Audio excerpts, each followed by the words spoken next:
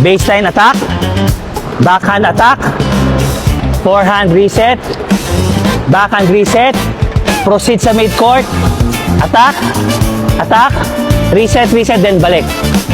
Go, attack. Attack. Reset. Very good, reset. Punta sa mid-court, punta sa mid-court. Attack. Attack. Reset. Reset. Okay, second set. Tapos pag napapagod ka, sigaw lang. Ganun lang. So.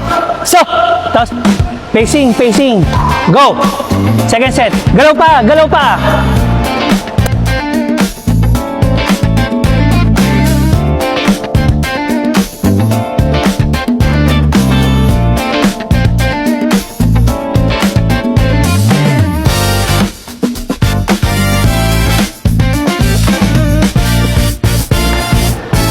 Tandaan mo yan ha, pag sobrang pagod ka, pilitin mo.